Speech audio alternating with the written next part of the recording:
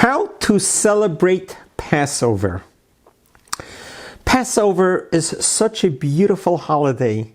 It's a meaningful holiday. It's a purposeful holiday. It lasts for 8 days. But what are the mechanics? How do we celebrate Passover? What is Passover all about? Passover is about freedom. Passover is about recognizing historically where we came from and how we came where we are today. For if the holiday of Passover wouldn't have happened, you and I would still be slaves in Egypt. It is the event of the freedom that Moses brought upon, of bringing upon the exodus of Egypt after 210 years of bitter slavery into freedom, teaches us that no matter what we are going through in our own life, no matter what restricts us or keeps us in bondage or hostage, we too can attain freedom. And that is what Passover is all about. So how do we observe the holiday of Passover? The very first part is we look into history. Historically, what happened on Passover? On Passover, the Jewish people were instructed to prepare for the Exodus by preparing a lamb to sacrifice. When the lamb was sacrificed, the blood of the lamb was put on the doorposts, and the angel of death passed over the homes of those that observed it. That's where the name Passover came from. As we were leaving Egypt, the bread did not rise because we hastily left Egypt. Therefore, everything became consumed with unleavened bread. That is what's referred to as a matzah. Thus, we observe for 8 days of Passover that we do not have any leavened bread or its derivatives in our home. We literally do a spring cleaning. We clean out of our house any ingredients that may represent leavened bread.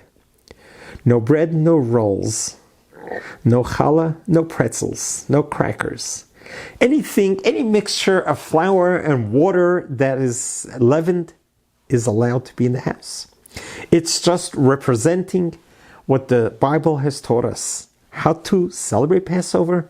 Clean your house out of any leavened bread for 1 week, for the 8 days. Once the house is clean and it's checked over, then we bring in the leavened bread. We begin Passover with a lavish meal, representing very similar to the Paschal lamb that was brought as a sacrifice. We sit around the table. We begin drinking with 4 cups of wine, representing the 4 different expressions of Exodus. And then we take some herbs and we dip it into salt water to remind us of the bitter tears that they endured during the 210 years. And then we begin eating from the special matzah. The matzah that we prefer to eat is the handmade matzah, because that resembles the closest to the matzah as it was 3,336 years ago. We eat the matzah, we say blessings over it. But during the course of the meal, the highlight is the story. We retell this story as it happened. The children ask the questions, and we keep the children engaged with all different tactics of just keeping them, or different type of antics in keeping the children engaged. We want the children to be awake. We want the children to be involved, because that's what Passover is all about. It's carrying it over from generation to generation. Oftenly, we would take a piece of matzah, we would hide it, and the children would have to find it. And when they find it, and then they redeem it for a gift of their dreams. We just do various type of activities to keep the children engaged. But it is about telling the story of Passover. It's a fairly long process. Some people can do it in 45 minutes. Some do it over 3, 4, 5 hours.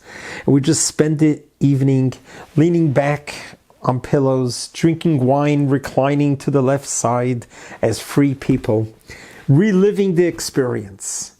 This is how we observe Passover. So we have 2 nights that we have the Passover seder. Towards the end of the meal, we do something very unique.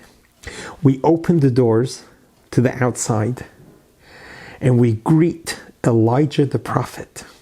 Elijah the prophet is going to be the one who's going to be announcing the end of the era of the exile.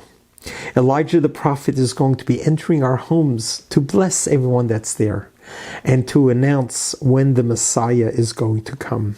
We look forward to this every Passover when we open the door and we invite Elijah to come in. We actually fill up a cup of wine just for Elijah to sip from. These traditions have been going on for thousands of years. It is incumbent upon us to keep this tradition going. Passover is a happy time, an enjoyable time.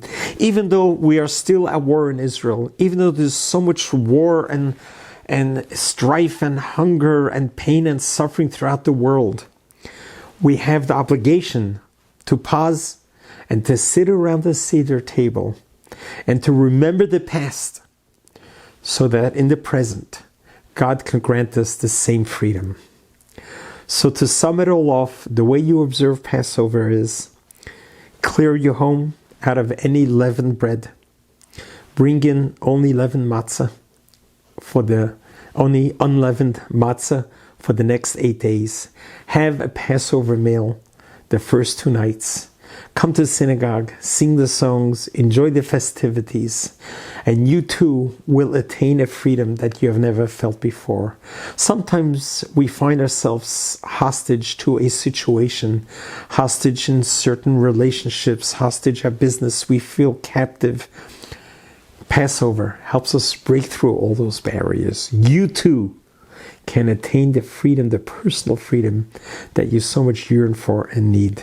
So let this year be a year that we truly celebrate Passover together and attain complete and true freedom for all. God bless you. God loves you.